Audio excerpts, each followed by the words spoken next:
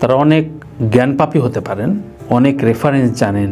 একটা অন্যায়কে ঢাকার জন্য আরও 20টা অন্যায়ের রেফারেন্স দিয়ে আপনি বলতে পারেন যে এই পণ্ডিতরা তো তাহলে তাদেরকে কাঠগড়ায় দাঁড়ানো উচিত, তার আগে বিচার করো। ওইসব বাদ দেন, সব কিছু বাদ দেন। এই যে 4 লাইন বলেছেন, যে বাজে কথা বলেছেন, বাজে ল্যাঙ্গুয়েজ ইউজ করেছেন, এই ধরনের কথা আপনার মাকে নিয়ে বললে আপনার যদি ক্রোধ না জাগে, আপনার ভেতরে সমস্যা আছে। সেখানে সৃষ্টিকর্তা নিয়ে ভুল আয়াতে, যেই আয়াত নাই সেই মিথ্যাচার নিয়ে বলেছেন। তাই আমি আমার কনফেস লাইনে আমার নিজের বিবেক বোধ থেকে এই সাদাসিধে কথাটুকু বললাম যে আমি এটা এই ধারণায় বিশ্বাস করি না, এবং বলতে চাই যে যারা ক্রোধ তৈরি করে যে কোনো শব্দে, যে কোনো অক্ষরে, যে কোনো শব্দে যারা সমাজে বিশৃঙ্খলা তৈরি করে, সে মানুষ হতে পারে না। আপনি ভিন্ন মত হতে পারেন, ভিন্ন দর্শন, ভিন্ন রাজনীতিক, ভিন্ন ধর্ম হতে পারে। আপনার সেই ব্যাখ্যার ল্যাঙ্গুয়েজ, কাছে টানার ল্যাঙ্গুয়েজ সাবলীল, অতি সাবলীল এবং খুব মায়া ভরা থাকতে হয়। কাউকে কটাক্ষ করে না।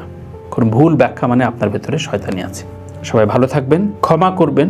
এবং আমি আমার জায়গা থেকে খুবই স্পষ্ট বিষয় করলাম এই জন্য যে এটা আমার বিবেকের দায়। এটা আমি মানুষ কিনা, আমি যতটুকু বোধ আমার ভেতরে রয়েছে অন্যায়কে অন্যায় বলা, সেই জায়গা থেকে আমি কথাগুলো আপনাদের সাথে শেয়ার করলাম। আবার বলি, যারা এটাকে এস্টাবলিশ করার জন্য রয়েছেন, তাদের পক্ষে যারা রয়েছেন, তাদের যেহেতু আমি মানুষ বলছি না, প্লিজ আপনারা আমার এই পডকাস্ট বললেন বা এই প্ল্যাটফর্ম থেকে যারা রয়েছেন তারা চলে যান। সবাই ভালো থাকবেন, ভালো রাখবেন আপনার আমার পাশের মানুষটিকে। আমরা সহনশীল হই, ভালোবাসা ছড়াই, ঘৃণা না।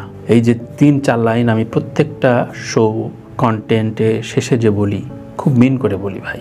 আপনি মায়া জড়ায় অনেককে একসাথে করতে পারবেন। আপনি একটা কালো ছেলেকেও কটাক্ষ করে, অপমান করে তাকে হেয় করতে পারেন না। সে রাইটস আপনার নাই। আর তো সৃষ্টিকর্তা। ধৃষ্টতা, এই অহংকার, এই নোংরামির জন্য ধিক জানাই আপনাকে। আল্লাহ হাফেজ।